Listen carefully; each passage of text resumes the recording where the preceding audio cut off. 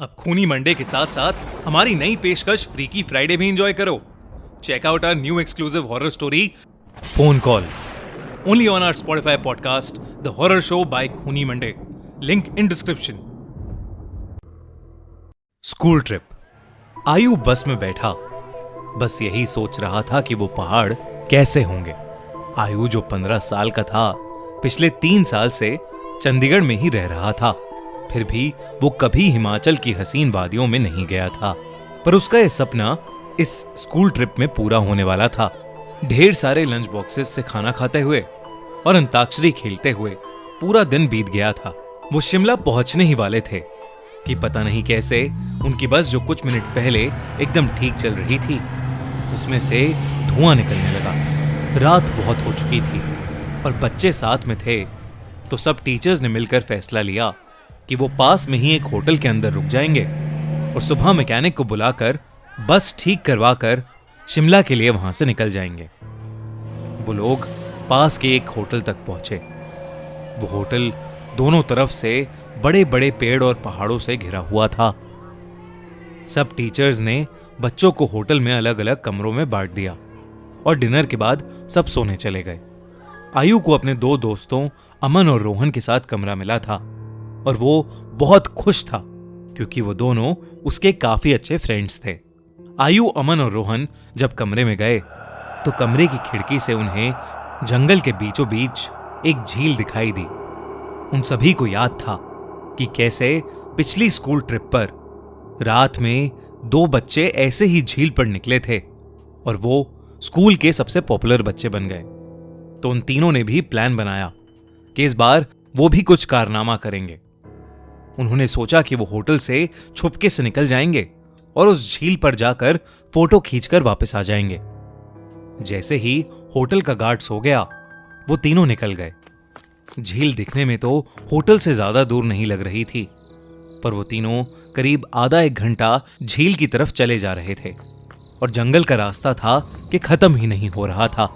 ठंड बहुत ज्यादा बढ़ चुकी थी और उस सुनसान जंगल में उन तीनों की ठंड के मारे हालत खराब हो रही थी। उन्होंने अपना फोन चेक किया तो उसमें सिग्नल नहीं था।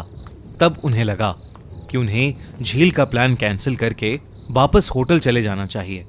अपने फोन की फ्लैशलाइट के सहारे वो वापस होटल का रास्ता ढूंढने लगे।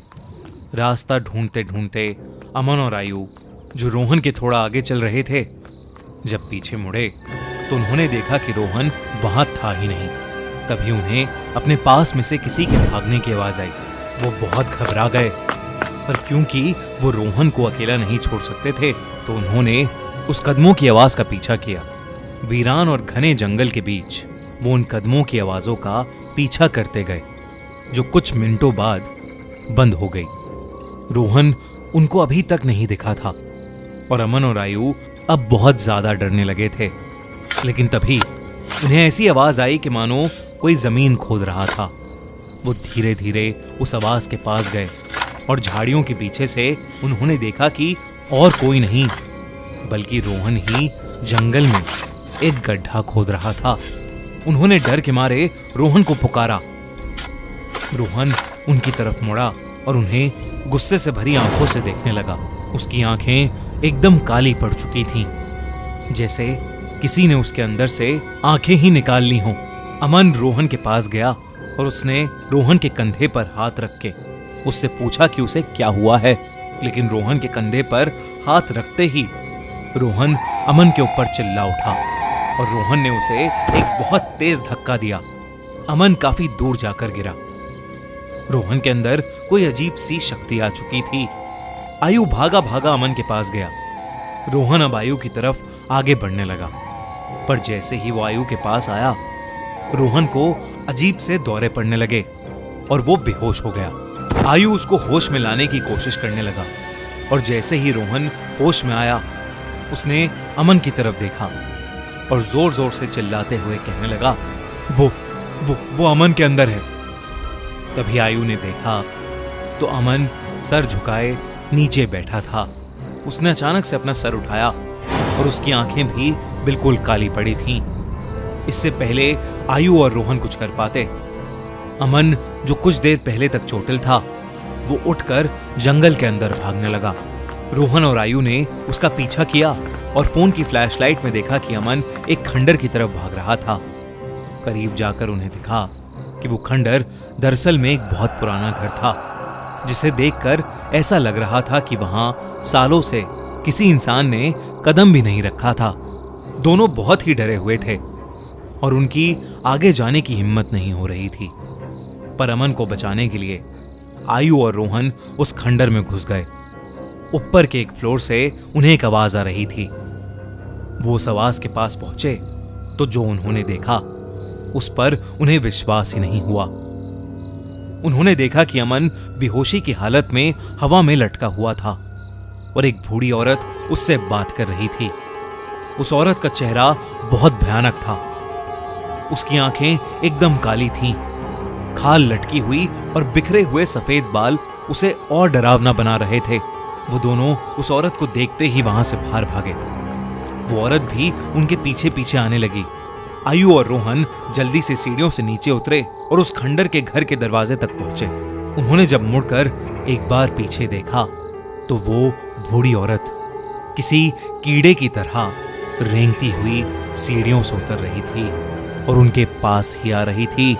वो किसी तरह वहां से निकलकर जंगल की ओर भागे और भागते चले गए। भागते भागते उन्हें पता नहीं चला कि कब वो उस झील के पास आ गए थे, जिस झील की तलाश में वो होटल के बाहर निकले थे।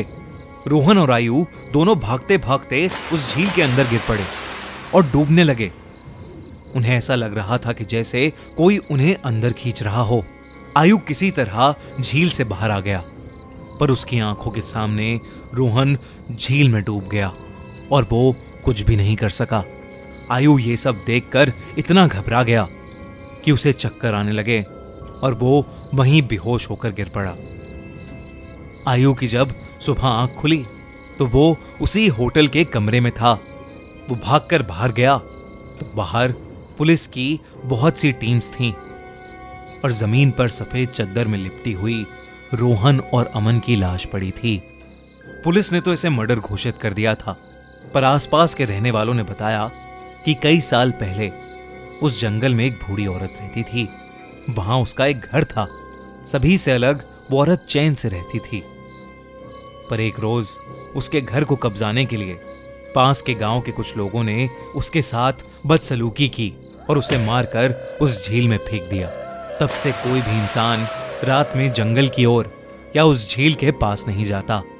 कहते हैं कि उस बूढ़ी औरत की आत्मा अभी भी वहां अपने बदले के लिए भटकती है।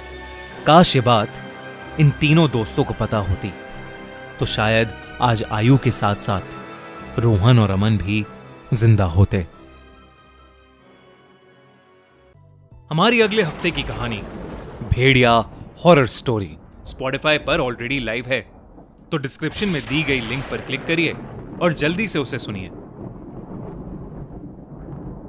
और अगर आपको ये वीडियो अच्छी लगी तो हमारा चैनल खूनी मंडे सब्सक्राइब करना बिल्कुल मत भूलना।